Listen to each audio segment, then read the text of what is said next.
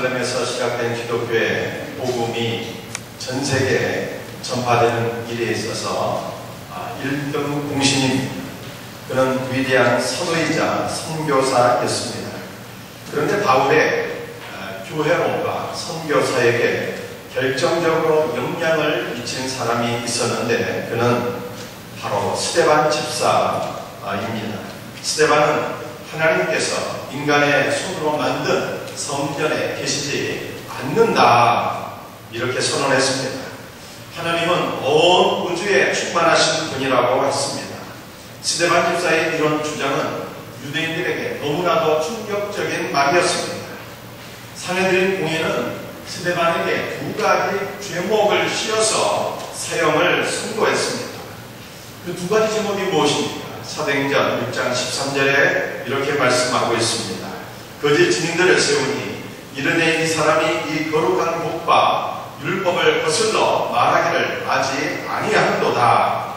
산헤드린 공의는 스데반이 성경과 율법을 모독했다고 생각했습니다. 성경과 율법을 모독한 스데반은 하나님을 모독한 것이기 때문에 죽어 마땅하다 생각을 했습니다.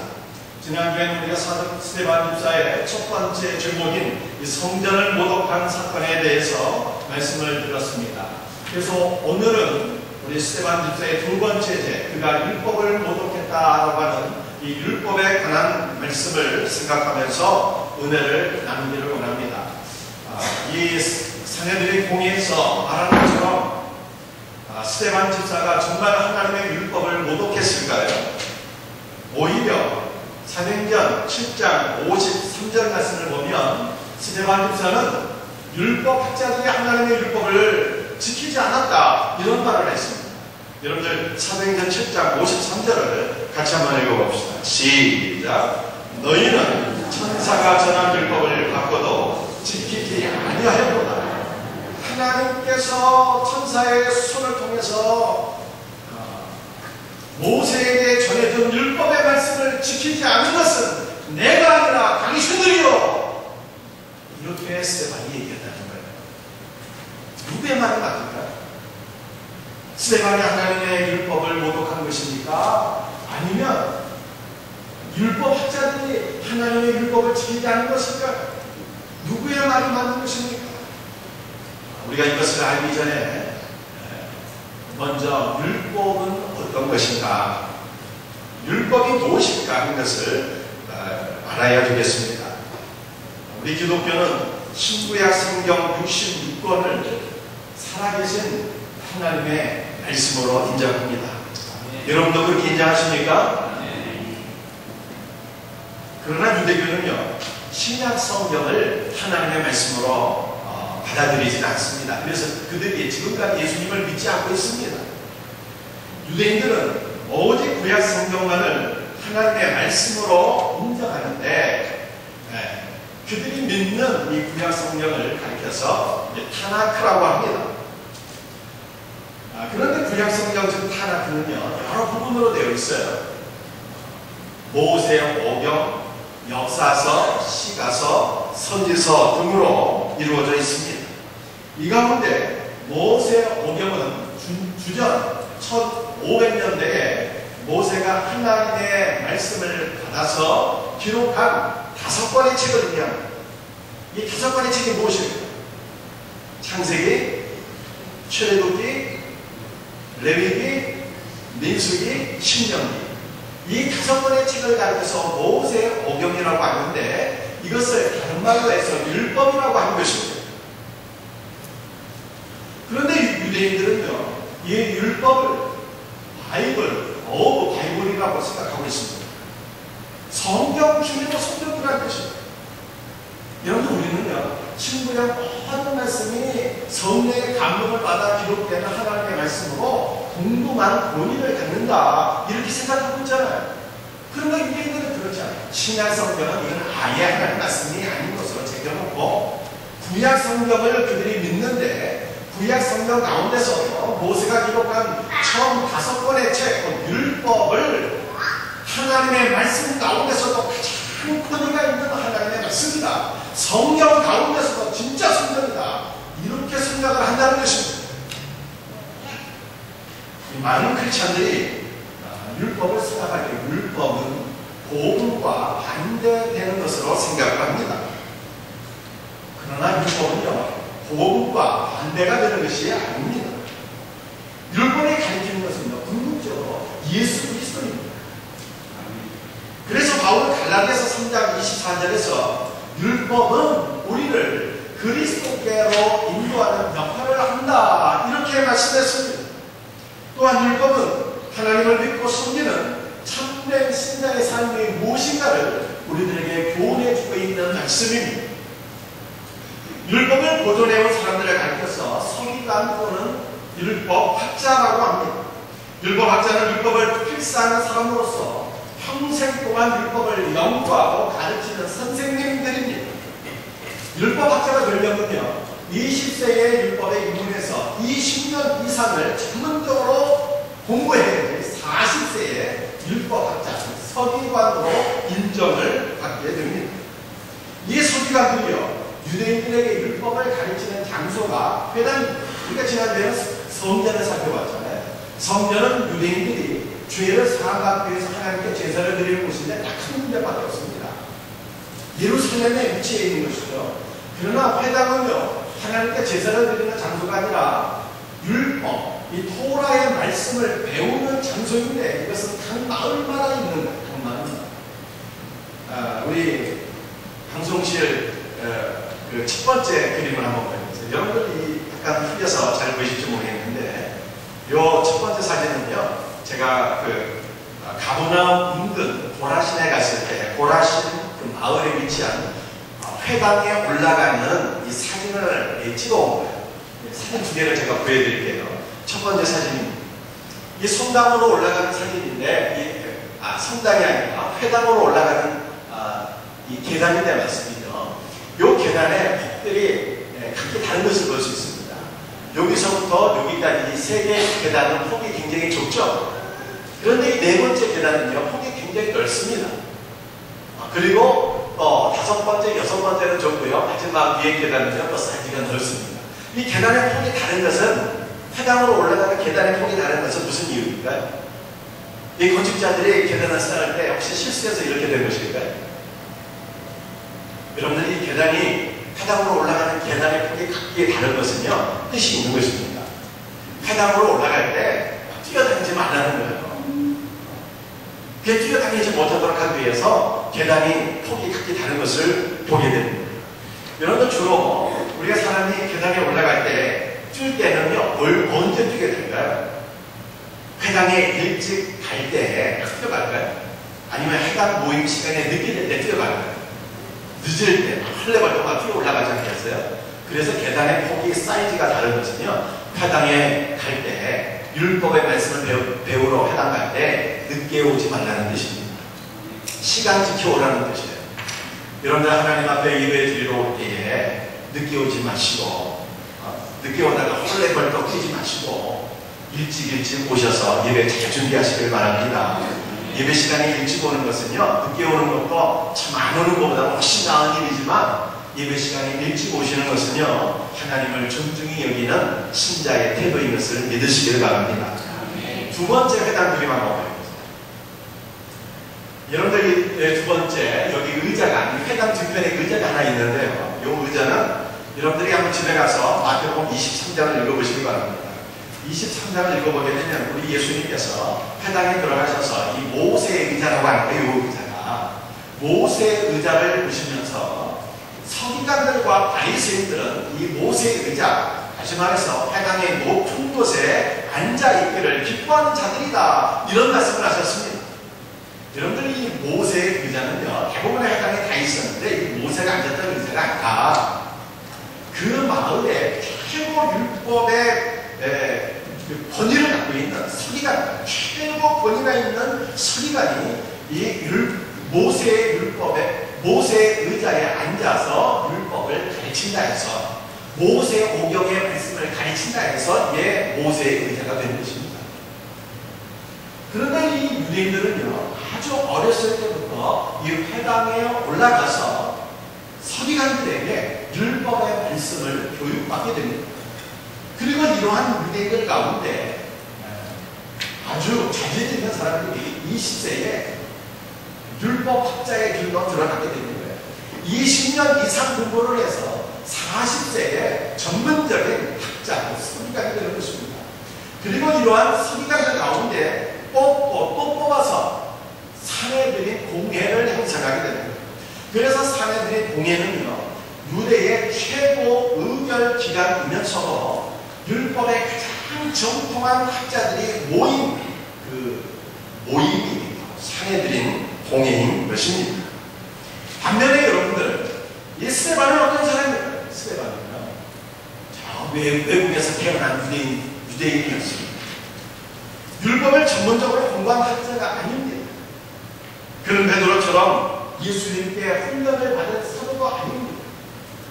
스데반은 홀로 복음을 증거하다가 사내들인 공예회에 죄인으로 붙잡혀왔습니다. 이런 스데반이 율법학자들을 대항해서 홀로 성전과 율법에 대해서 논쟁을 했습니다. 이들의 논쟁은 인간적으로 보았을 때는요, 다윗과 골리앗의 싸움 같습니다. 상대가 되지 않는 싸움입니다. 당연히 율법학자들의 의견이 옳고 타당한 것을 여기집니다. 그러나 하나님의 판단은 다르다는 거예요. 하나님께서는요, 이 서기관들, 율법학자들과 스데반을 바라보시면서 지금 율법학자들이 아니라 스데반이 옳다고 스데반의 손을 들어주셨어요. 사도행전 6장 15절 말씀을 보면은 공회 중에 앉은 사람들이 다 스데반을 주목하여 보니 그 얼굴이 천사의 얼굴과 같아라, 이렇게 말씀하고 있습니다. 스데반이 죽을 때 말씀이죠. 그 얼굴이 얼마나 은혜로웠는지 그 얼굴에서 은혜의 광채가 뿜어나오고 그 얼굴이 천사의 모습과 같았다는 거예요. 그런데 구약 성경을 보면은 얼굴에서 막 광채가 빛난 사람이 한 명 있었잖아요. 누구입니까? 바로 모세이지. 모세는 시내산에 올라가서 하나님께로부터 율법을 받았습니다. 모세가 산에서 내려올 때 그의 얼굴에서 빛이 났습니다. 이스라엘 백성들은 빛나는 모세의 얼굴을 바라보질 못했습니다. 백성들이 모세의 얼굴을 바라보면서 무서워 얼떨게 되자 모세는 자기 얼굴을 수건으로 감싸게 되었습니다. 그런데 모세 이후 1500년 동안 얼굴에서 빛이 나는 사람이 단 한 명도 없었어요. 그런데 이제 스데반의 얼굴에서 빛이 나게 된 것입니다.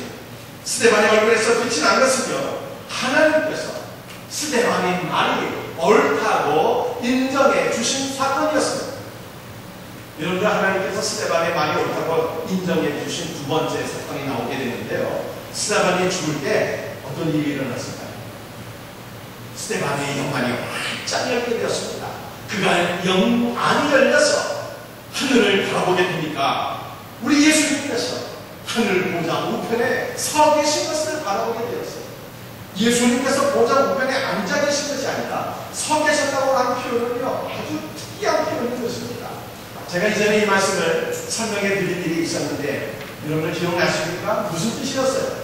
이제 땅에서는요, 스데반이 예수님을 증언하다가 예수님께서 하나님의 아들이시고 우리의 구원자가 되신다고 하는 것을 증언하다가 돌에 맞아서 순교를 하고 있는데, 하늘에서는 우리 예수님께서 하늘 보좌 우편에서 증인으로 일어나셔서 재판장이 되신 성부 하나님께 스데반을 증언하고 계시다는 거예요. 하나님 아버지, 스데반은 의로운 나의 증인으로서 지금 사명을 감당하다가 이렇게 의로운 죽음을 당하고 있습니다. 예수님께서 스데반을 증언해 주셨다고 하는 것입니다. 여러분들이 두 가지 말씀이 많습니다. 스데반의 얼굴에서 빛이 나오고 우리 예수님께서 보좌 우편에 서 계셨다고 하는 이 말씀이 지금 율법학자들의 말이 아니라 스데반 집사의 말이 옳다고 하는 것을 우리들에게 보여주는 사건인 것입니다. 오늘 스데반은 죽을 때 하나님 앞에 기도를 드리면서 죽었어요. 스데반이 죽을 때 어떤 기도를 드렸어요? 사도행전 7장 60절을 보면 스데반은 주여 이 죄를 그들에게 돌리지 마옵소서, 이러한 최후의 기도를 하나님 앞에 드리고 그가 운명했습니다. 스데반은요, 자기를 죽이는 원수들을 위해서 기도를 드린 것이죠. 그런데 이 스데반의 최후의 기도는 누구의 기도를 닮았습니까? 예수님의 기도를 닮았습니다. 예수님께서 죽으실 때 원수를 위해서 기도하세요. 아버지여, 이 죄를 저들에게 돌리지 마옵소서. 아버지여, 이들의 죄를 용서하여 주옵소서. 예수님은 자기를 죽이는 유대인들, 그 로마 성도들을 위해서 하나님 앞에 기도를 드리고 운명하셨습니다. 그런데 이 스데반 집사의 기도가 우리 예수님의 기도를 똑 닮았어요. 단지 다른 것이 있다면 우리 예수님께서는 성부와 하나님 아버지께 기도를 드리는 것이고, 스데반 집사의 기도는 주여 하면서 예수 그리스도께 기도를 드렸습니다. 우리가 스데반 집사의 기도를 볼 때 스데반 집사가 예수님을 어떻게 생각했어요? 성부와 하나님과 동격으로 생각한 것을 볼 수 있습니다. 스데반 집사의 기도는 무엇보다도 내 이웃을 내 몸같이 사랑하라고 하신 주님의 말씀에 순종한 기도였습니다. 여러분, 율법의 핵심이 무엇일까요? 율법의 핵심은 사랑입니다. 여러분, 율법의 핵심이 십계명인데 그 십계명의 말씀이 하나님을 사랑하고 이웃을 사랑하는 것이잖아요. 그래서 율법의 핵심이 사랑입니다. 그렇다면 율법의 최고봉은 뭘까요? 율법의 최고봉, 원수사랑. 따라서 자신을 죽이던 원수를 위하여 기도하던 스데반은요, 누구보다 율법을 가장 잘 지킨 신자인 것입니다. 반면에 율법학자들은 어떠한 삶을 살았습니까? 그들을 겉으로는 율법을 잘 지킨 사람들이었습니다. 하루에 기도를 3번이나 드리고, 일주일에 2번 금식을 하고, 할례를 해가고, 안식일을 준수하고, 11조를 드리고, 정결한 음식을 먹고 정결 외식을 누구보다 잘 지키며 살던 사람들이었습니다. 그러나 그들은 율법의 근본 정신을 몰랐고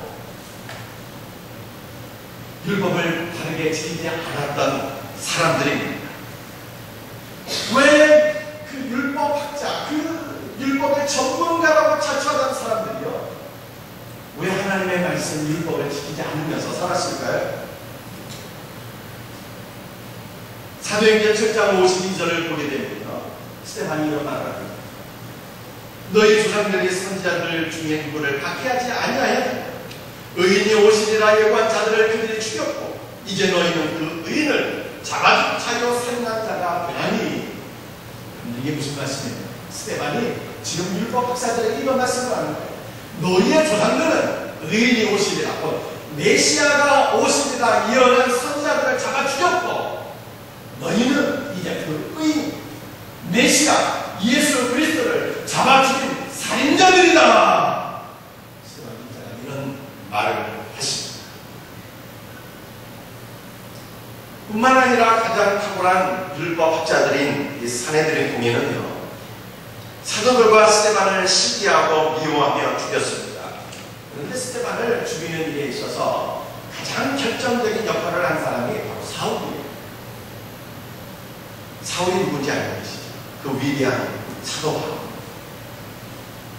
여러분, 이 사울의 이름은요, 히브리식 표기이고 바울의 이름은요, 로마식 표기입니다. 사울이 예수님 만나서 변화되어 바울 된 게 아니고, 사울의 이름이 히브리식 이름이고요, 이건 로마식 이름이 바울이라는 거예요. 그런데 이 사울이요, 스데반 집사가 죽는데 결정적인 역할을 했습니다. 8장 1절을 보게 되면 사울은 스데반 집사가 죽임 당함을 마땅히 여겼더라, 이렇게 말씀하고 있습니다. 스데반 집사가 죽을 때 마땅히 여긴다는 이 말이 무슨 뜻일까? 아이고, 그놈 참 싸가지 없이 하나님을 모독하더니만 저놈도 잘 죽었네, 이런 뜻이 아니라, 이 마땅히 여겼다라고 하는 말을 영어 성경을 보니까 어프루브라는 말로 표현하고 있는데, 사울이 스데반 집사의 죽음을 승낙했다는 거예요. 승낙하다, 허락하다의 뜻입니다. 여러분들 하나 성경을 보게 되면요, 리도케어라는 말로 표현하고 있는데, 이것도 이런 영어 성경과 똑같은 의미의 승인하다, 허락하다는 뜻입니다. 사울은 산헤드린 공회원은 아닐지라도 산헤드린 공회에서 파송을 받은 자로서 스데반 집사의 사형을 결정할 수 있는 결정권을 갖고 있었습니다. 스데반 집사는 사울의 승인하에 죽게 되었습니다. 결국 사울의 마음속에는요, 스데반 집사에 대한 증오와 미움이 충만했습니다. 이것은 사울과 율법학자들이 율법의 근본 정신을 망각하고 이웃을 내 몸처럼 살아가려고 하는 율법의 말씀에 순종하지 않았음을 보여주고 있는 것입니다. 여러분들, 왜 율법학자들이 그 율법의 전문가라고 하는 사람들이 그 율법의 근본 정신을 깨닫지 못하고 왜 율법의 말씀대로 순종하지 않았을까? 사울은 그 이유에 대해서 사도행전 7장 51절에서 이렇게 말씀하고 있습니다. 여러분들 51절 한번 보세요. 목이 곱고 마음과 귀에 할례를 갖지 못한 사람들아, 너희도 너희 조상과 같이 항상 성령을 거스리는도다. 이런 말씀을 했습니다. 여러분들, 목이 곱다는 말이 무슨 뜻입니까? 예를 들어서 이런 뜻입니다. 여러분들이 들판에 나가서 말씀은요, 야생 말이나 소를 사로잡게 되었어요. 목에다가 밧줄을 딱 매고 끌고 오려고 하는데 이 야생 소나 말이 여러분의 말을 잘 듣겠습니까? 말을 듣지 않을 거예요. 목을 막 뻗대면서 끌려가지 않으려고 발버둥 칠 것입니다. 아마 어쩌면 말씀드리죠. 야생 소나 말들이요, 여러분들이 막 끌고 가려고 하면은 막 발버둥을 치고 여러분들을 막 뿔로 막 들이받을지 모르겠어요. 여러분들, 목이 본다는 뜻이 이런 뜻이에요. 목을 뻗대면서 끌려가지 않는다는 뜻입니다. 마찬가지로 율법학자들은요, 겉으로 볼 때는 율법을 잘 지키는 사람 같았는데 실상은 목이 굽고 그 마음이 완전해서 하나님께서 뜻이는 대로 따라가지 않은 사람들이다. 하나님의 말씀에 순종하지 않은 사람들이다. 이런 뜻입니다. 여러분, 그 다음에 이 마음과 귀의 할례를 갖지 못했다고 하는 것은 무슨 뜻입니까? 이 말씀을 이해하기 위해서는 할례가 무엇인가를 여러분들이 이해하셔야 되겠습니다. 창세기 15장을 보면 아브라함은 하나님의 말씀을 믿음으로 의롭다함을 받았습니다. 그런데 창세기 17장을 보면 하나님은 아브라함에게 너와 내 후손이 할례를 받아라 명령을 냈어요. 할례의 의의가 무엇일까요? 할례는 믿음으로 의롭다함을 받은 것을 몸에다 표시하는 것입니다. 따라서 여러분들이 만약에 할례를 받는다면 이런 고백을 드리는 거예요. 하나님, 나는 믿음으로 의롭다함을 받았습니다. 나는 예수님을 믿음으로 구원을 받았는데요, 내가 이것을 내 믿음으로 이것을 내 몸에 표시하겠습니다. 이게 바로 할례인 거예요. 그래서 이것을 달리 표현하면요, 믿음으로 구원받는 것은 알맹이이고 육체에 표시하는 할례는요, 껍데기인 거예요. 그런데 유대인들은 육체에 표시하는 할례는 중히 여기지만 아브라함처럼 믿음으로 의롭다함을 얻는 것은요, 중히 여기지 못하는 것입니다. 그들은 믿음은 아예 불시하면서 육체의 할례를 받기만 하면 자동으로 아브라함의 후손이 되어서 구원을 받을 줄 그렇게 착각하며 살았습니다. 그렇다면 마음과 귀의 할례를 받는다는 것은 무슨 의미일까요? 마음과 귀의 할례를 받는 것은 껍데기, 즉 육체의 할례를 받는 것을 의미하는 것이 아닙니다. 성경으로 그 마음이 거듭나서 믿음의 사람이 되는 것을 의미합니다. 성경으로 그 마음이 거듭나지 못하기 때문에 마음이 완악해져서 목이 고달려서 하나님의 말씀대로 순종할 수가 없는 것입니다. 오직 성경에 의해서 그 마음이 거듭난 사람들만, 마음과 귀의 할례를 받은 사람들만 하나님의 말씀에 순종하는 진실된 신자가 될 것을 믿으시기를 바랍니다. 자, 그렇다면 제가 여러분들에게 한번 여쭤보겠습니다. 여러분들은 참된 신자인가요? 그것을 어떻게 증명할 수 있습니까? 여러분들 가운데 어떤 분은 저에게 이런 말씀을 할지 모르겠어요.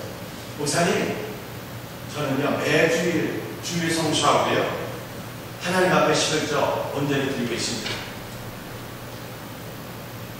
그런데 문제는 거듭나지 못하는 사람도 얼마든지 주일 성수하고 11조를 잘할 수 있다는 거예요. 유대인들이 그랬습니다. 이 사람들은 마음이 거듭나지 못한 사람들이었는데 안식일 철저히 지켰고요, 11조 정확하게 드렸습니다.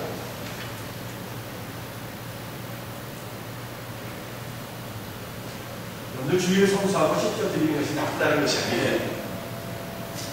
믿음에 기초한 주일 성수, 믿음에 기초한 11조 생활은요, 귀하고 아름다운 신앙입니다. 믿음에 기초한 주일 성수와 10조 생활을 통해서 하나님의 나라가 사실은 견고하게 세워지는 도구로 쓰임받게 되는 것입니다. 그러나 문제는요, 믿음에 기초하지 않은 주일 성수, 믿음에 기초하지 않은 10조 생활은요, 그야말로 부질없는 거예요. 그것으로 내가 하나님 앞에 믿음의 사람인 것을 결코 인정받을 수가 없습니다. 제가 여러분에게 다시 한번 여쭤보겠습니다. 여러분은 참된 신자인가요? 그것을 어떻게 증명할 수 있습니까? 어떤 분은 이렇게 말씀하실지 모르겠어요. 목사님, 저는 매주일 하나님 앞에 나와서 예배를 드릴 때 설교 말씀에 감동을 받고 있습니다. 그렇다면 나는 거듭난 신자가 아닌가요? 여러분들 어떻게 생각하십니까? 문제는요, 성령으로 거듭나지 못한 사람은 말씀에 감동을 얼마든지 받을 수 있다는 것입니다. 장로교를 창시한 존 헬들은 이런 말을 했어요. 버림받은 사람들도 때로는 선택된 사람들과 거의 같은 감동을 받는다. 무슨 뜻일까요? 거듭나지 못한 자, 얼마든지 예배에 참석하고 목회자의 설교를 평가하고 감동적인 설교를 통해서 만족을 얻을 수 있다는 뜻입니다. 거듭나지 못한 자일지라도 잠시 은혜로운 감동을 경험하며 순종하는 척은 할 수 있다는 거예요. 정말 그럴까요? 여러분들 가룟 유다를 한번 생각해 보세요. 가룟 유다가 예수님께서 그 산상수훈 은혜로운 말씀을 설교하셨을 때 그 자리에서 말씀을 듣고 은혜 받았을까요? 못 받았을까요? 감동 받았을까요? 못 받았을까요? 감동 받았어요. 감동 받았으니까 3년 동안 예수님 따라다녔죠. 또 예수님께서 이 가룟 유다를 말씀이죠. 그 12명의 제자 둘씩 짝꿍져서 파송했을 때 가룟 유다가 그 예수님의 말씀에 순종해서 나갔습니다. 가룟 유다가 말씀을 증거할 때 귀신이 쫓겨나가는 능력도 나타나는 거예요. 그러나 그는 돈에 대한 욕심 때문에 예수님을 배반하게 되었습니다. 왜 그가 예수님을 배반했을까? 그의 마음이 성령으로 거듭나지 못했기 때문입니다. 결국 그는 잠시 은혜로운 감동을 경험했지만, 잠시 순종하기 청원했지만 마음이 거듭나지 못해서 하나님의 말씀에 순종하지 못하고 예수님 배반하고 예수님의 걸어가신 길을 끝까지 걸어가지 못했다는 것입니다. 반면에 성령으로 거듭난 신자는요, 하나님의 말씀에 순종하는 것을 기쁨으로 여기는 사람들이에요. 성령으로 거듭난 신자도 사탄이 가져다주는 핍박이나 유혹이 올 때 잠시 그 믿음이 흔들리거나 쓰러질 수 있습니다. 그러나 성령으로 거듭난 신자는요, 반드시 하나님의 말씀을 붙잡고 다시 일어납니다. 그리고 그 하나님의 말씀에 순종하는 삶을 사는 거예요. 제가 다시 여러분에게 여쭤보겠습니다. 여러분 거듭난 신자가 맞습니까? 그것을 어떻게 할 수 있어요? 오직 단 하나, 순종을 통해서만이 알 수 있는 것입니다. 그래서 우리 예수님 이런 말씀을 하셨어요. 이러므로 그들의 열매로 그들을 알리라. 나더러 주여 주여 한 자마다 다 천국에 들어갈 것이야. 오직 하늘에 계신 내 아버지의 뜻대로 하나는 자라야 들어가리라. 아멘. 이 말씀은요, 말씀하시는 거예요. 구원은 오직 믿음으로 가는 거예요. 그러나 믿음으로 거듭난 신자의 삶은요, 목이 굳은 것이 아닙니다. 그 마음이 완악해서 불순종하는 것이 아닙니다. 참으로 거듭난 신자의 삶은요, 그냥 이대로 감정을 장식하고 가다가 그것으로 끝나는 게 아니에요. 참으로 성령에 의해서 그 마음이 거듭난 신자는요, 오직 하나님의 말씀에 순종하는 성도인 것을 믿으시기를 바랍니다. 어떤 분들은 순종에 있어서 한계선을 설정하신 분이 있어요. 하나님, 저는 여기까지, 제가 여기까지는 순종할게요. 더 이상 저에게 요구하지 마세요. 한계선을 다 그걸로. 이런 분들은요, 내가 정말 거듭난 신자가 맞는지 스스로 점검하셔야 돼요. 바울이 고린도후서 13장 5절에서 이런 말씀을 했습니다. 너희는 믿음 안에 있는가? 너희 자신을 시험하고 너희 자신을 확증하라. 참된 성도는 순종의 한계선을 정해놓는 자가 아니라 하나님께서 이끄시는 대로 따라가는 자입니다. 참된 신자는 왕이신 하나님께서 말씀하시는 만큼 순종하는 자입니다. 따라서 참된 신자는요, 하나님께 늘 이런 고백을 합니다. 주님, 저에게 말씀하옵소서. 무엇이든 주님께서 말씀하시는 것을 이 종이 듣고 순종하겠습니다. 여러분들은 왕이신 하나님께서 말씀하시는 대로 따라갈 준비가 다 되어 있으신가요? 왕이신 하나님께서 말씀하시는 것은 무조건 순종할 마음의 준비가 다 되어 있으십니까? 우리의 왕이신 우리 예수 그리스도께서 우리가 반드시 순종해야 될 위대한 계명을 하나 주셨습니다. 뭘까요? 새 계명을 너희에게 주노니 서로 사랑하라. 내가 너희를 사랑하는 것 같이 너희도 서로 사랑하라. 너희가 서로 사랑하면 이로써 모든 사람이 너희가 내 제자인 줄 알리라 말씀하셨습니다. 사랑하는 성도들, 옛 계명의 핵심이 사랑입니다. 우리 주님께서 주신 새 계명의 핵심도 사랑인 것을 믿으시기를 바랍니다. 여러분들이 하나님을 사랑한다면요, 하나님을 사랑하는 것을 무엇으로 입증할 수 있을까요? 눈에 보이는 형제자매를 사랑하는 것으로 입증하셔야 됩니다. 오직 믿음에서 우러나온 사랑만이 우리가 거듭난 신자인 것을 인정받는 유일한 잣대가 되는 것입니다. 우리 성도는 예수님께서 우리를 사랑하신 것 같이 서로 사랑하는, 서로 용납하는 삶으로 나가야 하는 것입니다. 주님의 사랑만을 실천하는 자들만이 참된 신자로 우리 예수님께 인정받을 수 있어요. 말씀을 마치겠습니다. 참된 신자는요, 하나님을 사랑하는 성도입니다. 참된 신자는 교회를 사랑하는 성도입니다. 참된 신자는 소외된 이웃을 사랑하는 성도입니다. 참된 신자는 원수도 사랑하는 성도입니다. 서기관이나 바리새인들도요, 자기끼리는 서로 사랑하며 자기끼리는 서로 인사하며 살았습니다. 그러나 참된 신자는 서기관들처럼 자기들끼리만 그렇게 살아가고 좋아하는 자들이 아니라 스데반 집사처럼 원수도 용서하고 살아가는 성도가 진짜 신자일 거예요. 목이 곱고 마음과 교회의 할례를 받지 못해서 불순종의 삶으로 나아가서는 결코 하나님 앞에 인정받을 수 없어요. 지금 내가 하나님의 말씀대로 순종하지 못하면서 여러분들이 어찌 천국 백성이라고 그렇게 자신할 수 있습니까? 정말 죽는 여러분들 천국 갈 자신 있습니까? 눈에 보이는 천국대로 살아가지 못하면서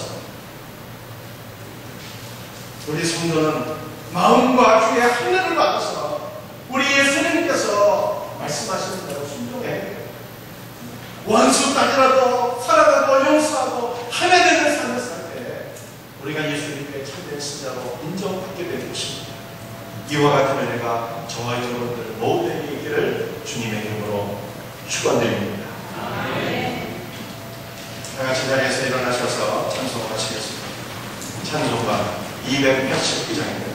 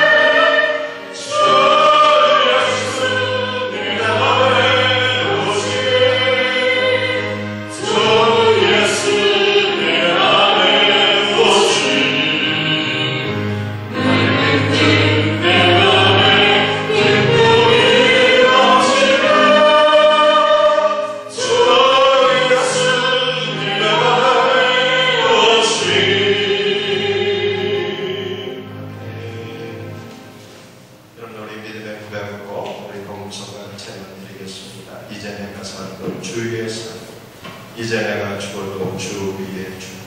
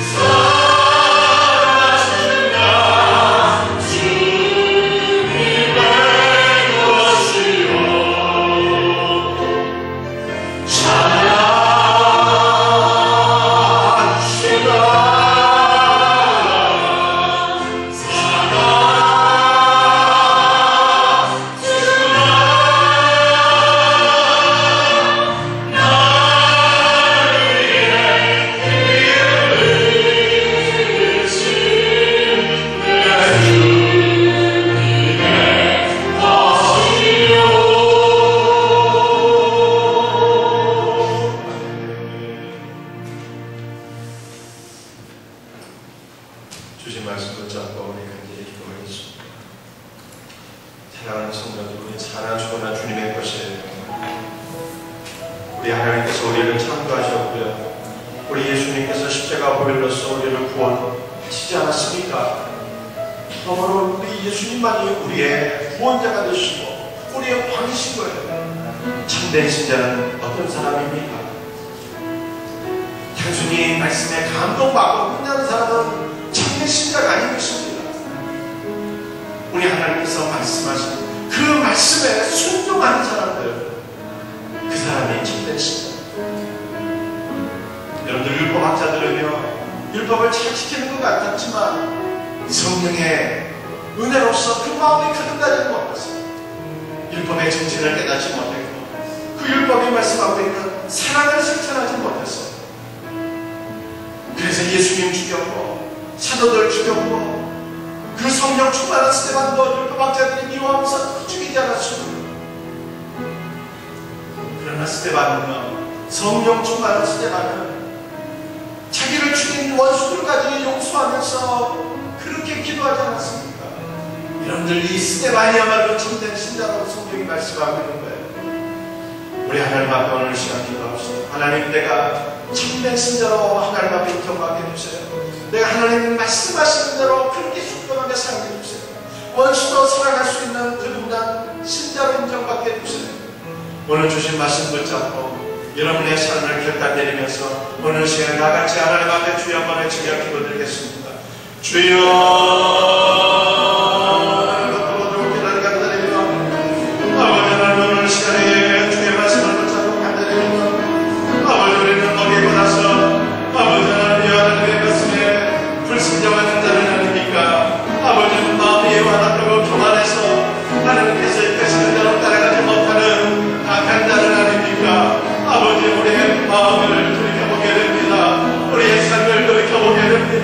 아버지의 말씀에 순종하는 모든 죄들을 용서하여 주옵시고 이제는 우리의 사랑을 속에는 성령의 은혜로 우리의 마음에 거듭나서 아버지, 단지 우리가 말씀에 감동을 받고 깨닫는 것으로 끝나지 말게 하시고 아버지의 말씀에 순종하는 참된 신자들이 될 수 있기를 간절한 마음으로 기도하시며 드리옵나이다.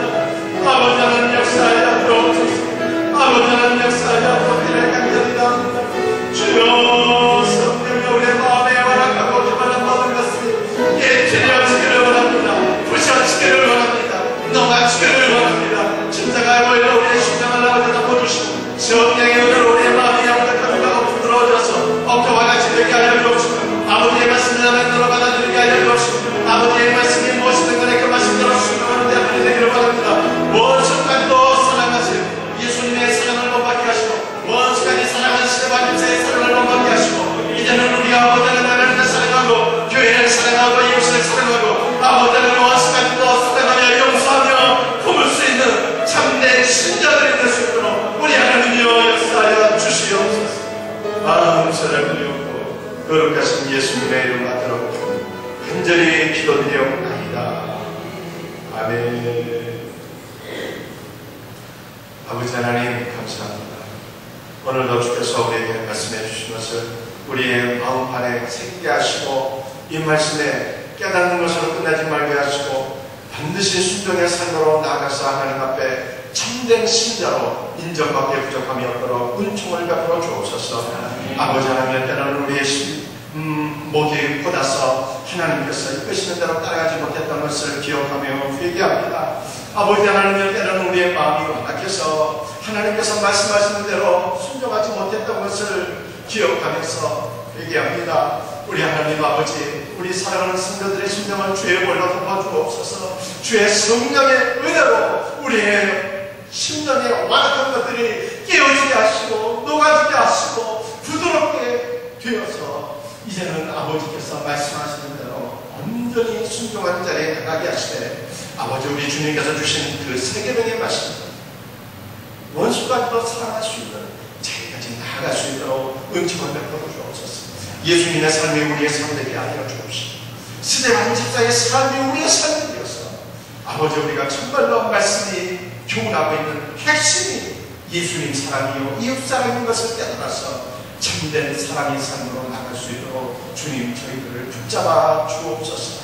오늘도 아버지 앞에 나와서 예배를 드리면서 귀한 예물을 원하여 드리는 성도들의 손길이 있사오니 주님 기억하여 주옵소서. 열의 하나를 구별하여 드리는 성도들의 삶에 우리 주님께서 말씀하신 대로 저들의 삶의 길을 트게 하시고 아버지께서 하나님께서는 창고의 영문간의 좋은 모습을 채워주셔서 아버지 하나님 이들의 가정과 직장과 사업자가 또한 세계 열방 가운데 뛰어나서 이들이 자신의 정욕과 만족을 위해서 사는 것이 아니라 오직 하나님의 나라를 위해서 쓰임받는 복된 성도의 가정이 되고 자녀손들이 될 수 있도록 은총을 베풀어 주옵소서. 감사하는 자들에게 감사의 기쁨이 넘쳐나게 하시고 선거와 구제의 기분을 두려움이 때까지 주의 복음이 증거되어 많은 영혼들 예수 믿고 구원받게 하여 주옵시고 주정원금을 드립니다.